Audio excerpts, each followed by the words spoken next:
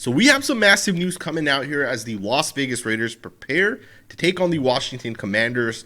The Commanders starting quarterback Jayden Daniels has officially been ruled out. So the Raiders will be going up against Marcus Mariota, which I think is really, I don't even know what the right word is, but it's one of those things that's just going to change this game.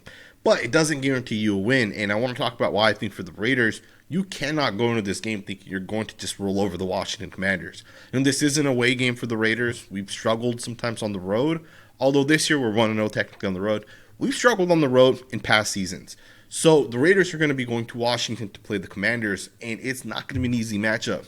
The Commanders went to the championship game last season, and they have Super Bowl aspirations this year. And having Super Bowl aspirations also means that, you have to be able to win as a roster when your starting quarterback goes down or if he gets hurt. And I think for the Washington Commanders, they're going into this game thinking they're going to still be able to win this game. And for the Raiders, you cannot take this matchup easy. Just because Jayden Daniels isn't there does not mean Marcus Mariota is not going to try to win this game. Dan Quinn, phenomenal coach. He's going to have that team ready, and then even more than that, this Commanders offense has been revamped. They went out and got a left tackle. They went out and got a playmaker on the offensive side in Deebo Samuel. They drafted a rookie running back who could be a top 5 running back, and Ja'Cory Crosby. They look really good on that side of the football, and even on the defensive side. They've had a lot of success. And I want to talk a little bit more about the Commanders. I want to kind of talk about some of the matchups and those type of things. But before we say that, I want to just quickly say this. The Raiders have faced backup quarterbacks over the past couple of seasons. Andy Dalton came in last season when the Raiders played the Carolina Panthers, and Andy Dalton put up like 30-plus points on us. Like, they dominated us. We were not ready for the Carolina Panthers, and Andy Dalton at that point was a backup quarterback. 2 years ago, we played the Chicago Bears. We played Tyson Bagent. I believe he was a rookie in that season, and he came out and dominated the Raiders. We played quarterbacks over the years, Ryan Fitzpatrick, Baker Mayfield, Nick Mullins, way back when, like I think 2019, 2018, sometime at that point. And even those quarterbacks ended up beating the Raiders. So we haven't had a lot of success in these type of situations where we go up against backup quarterbacks. Now, we haven't lost every backup quarterback, right? In AP's 9 games that he took over for the Raiders when he was interim, we played a lot of backup quarterbacks during that time, and we won some of those games, right? So just kind of keep that in mind. This game's not going to be as easy as some people think because of the fact that the Commanders don't have their quarterback, but it does change things up a little bit. One thing I think for the Raiders, kind of coming into this matchup, even if Jayden Daniels was healthy, the Raiders are a good run defensive team. And part of that is because of the scheme that the Raiders run. It's actually very similar to the scheme that the Commanders run. We'll talk about that here in a second. The Raiders are going to run a lot of cover 3. So when you get into a cover 3, one of the things that naturally happens is your safety comes down into the box. So the Raiders are going to have what is called a heavy box, right? They're going to stack the box. Every single run gap will be defended, right? They'll have one guy essentially standing in every run gap. And over the first 2 games, that's allowed the Raiders to have success defending the run. Now, on the other side of that for the Commanders also have had a lot of success running the football. And it's not Jayden Daniels picking up chunk plays with his legs. That's not what's happening. From the advanced stats that I've been able to kind of reference and pull up, the Washington Commanders running the football are the 4th best offensive line when it comes to the run game. They average 1.67 yards per attempt per run, and that's generated by the offensive line. So they're getting 1.67 yards for their running back on average.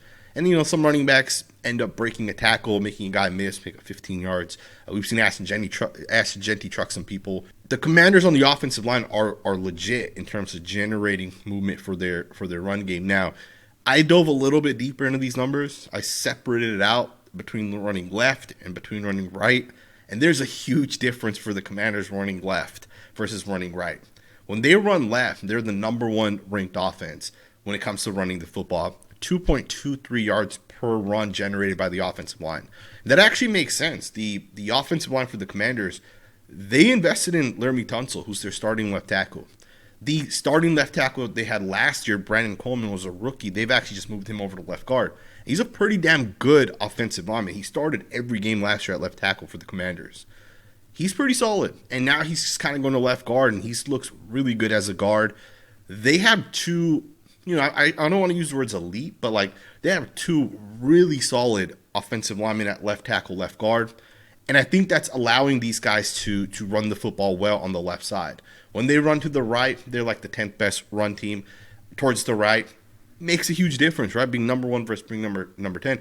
And now I think for the Raiders, you also can kind of keep this in mind. Going up against the Commanders, their right guard, right tackle. Their right tackle's a rookie, first year in the NFL. Their right guard's the backup right guard. Their starting right guard was essentially knocked out, I believe, in the preseason or at camp at some point. Samuel Cosmi is one of the better guards in the NFL. Right guard, he's out of this game. So the Raiders will have that matchup, hopefully mismatch, coming into this game. Hopefully Maxx Crosby can kind of take advantage of the rookie tackle and even the backup right guard. Maybe you put Adam Butler over that guy. Maybe it's Thomas Booker. Booker's looked really good for the Raiders. We have to generate pass rush. The Commanders, in fact, have kind of struggled a little bit this season to pass block. They've given up a lot of pressures. I think they've given up more sacks than the Raiders. Raiders, I think, have given up 7 sacks, and the Commanders have given up 8. So there's a chance for the Raiders that our pass rush could potentially take advantage of that offensive line. Now, again, just kind of keeping in mind the Commanders are going to try to run the football in this game, and the Raiders are going to try to shut that down, and we've had success. So from that matchup, right, that's a good matchup for the Raiders. Our run defense against the Commanders, rush offense, that's going to be the key for the Raiders. Got to shut down the run and make Marcus Mariota beat you. Marcus Mariota is a little inaccurate. He's the type of quarterback where, he might throw the ball high on one play or low on the next. The Raiders have to capitalize and intercept those passes. Having that extra guy down in the box also means we're going to be a little bit better against quick game, right, where you're trying to quickly pick up 3, 4, 5 yards. It's going to make it a little bit harder for those quarterbacks, but being in a cover 3 shell also means on the back end, you can give up big chunk plays. And against Marcus Mariota, I'm not really concerned about that. So for the Raiders, this is a really, really good matchup for us on the defensive side. But we'll see if the guys can actually go out there and execute. On the other side of this, the Raiders on the offensive side also have to kind of take advantage of what the Commanders have on their defensive side, right? Not that the Commanders are weak on the defensive side, but the Commanders, in the linebacker group, for example, these guys are slow.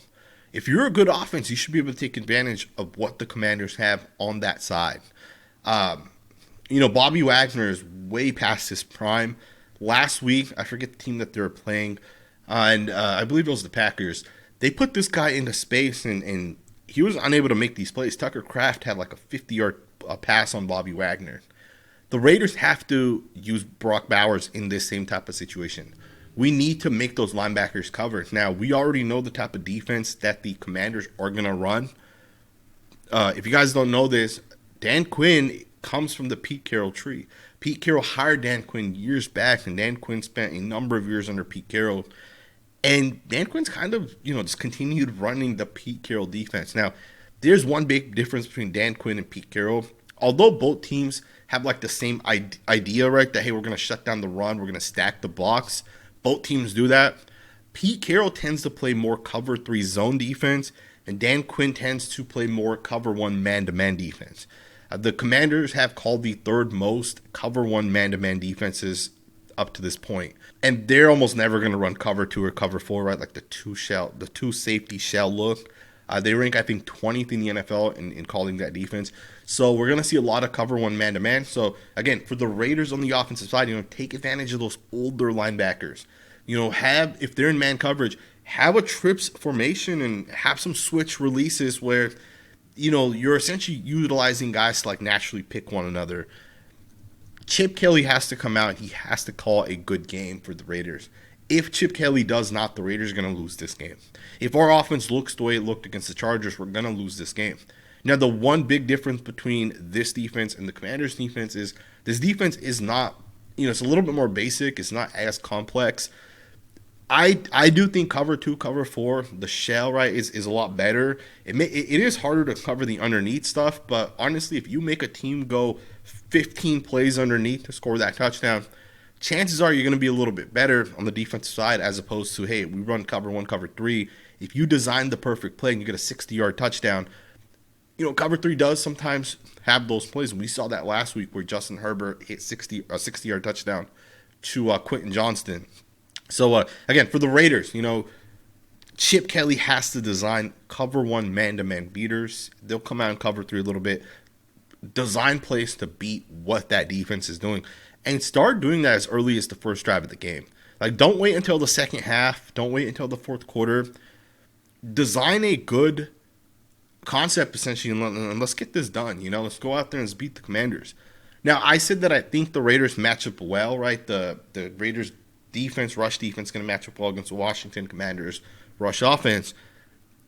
I also think for the Raiders, our run game is also going to kind of be at a disadvantage versus the Commanders' run defense, right? The Commanders still, when you're in cover one, you're still stacking the box, right? It's the same exact look as the cover three. The box is stacked. Every gap is stacked. So if Ashton Jeanty is on your fantasy football team, he might not have a lot of success this week, right? This is not the week for him to have that success. Now, we should be getting Jackson Powers-Johnson back, right? He fully practiced this past in yesterday's game. He should be good to go. Brock Bowers should be good to go. Our team is fairly healthy heading into this matchup against the Commanders. So, although those two guys will help the offense, the scheme that the Commanders have, and even the individual players, the Commanders have Von Miller, who's an elite pass rusher, even at this age. Right? He's probably like approaching 40, if not already 40. Von Miller is an elite pass rusher. So Von Miller can still definitely get after it. Even then, they have a guy in Dorrance Armstrong, who I think is a really good defensive lineman. He can play D tackle. He can also play defensive end. Armstrong has developed really well under Dan Quinn. He's with the Cowboys when Quinn was with the Cowboys. He kind of followed Quinn over to the Commanders.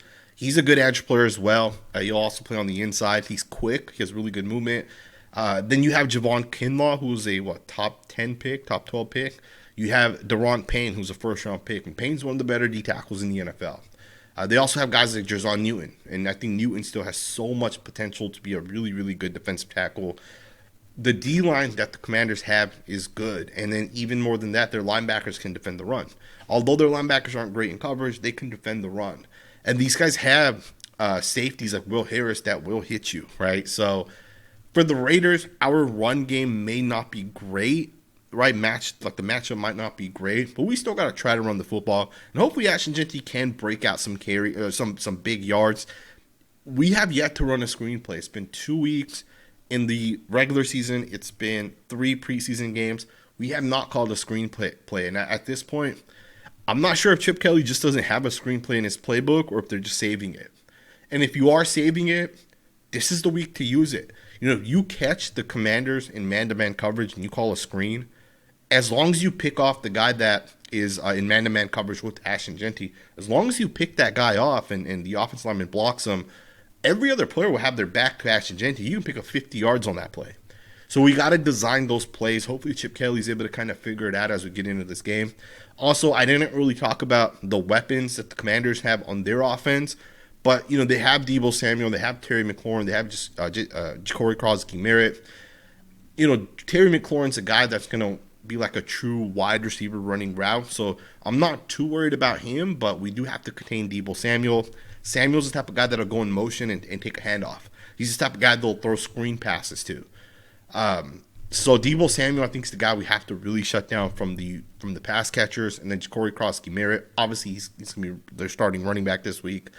Some people think he's a top 5 potential running back. So we'll see if the Raiders can potentially shut that down.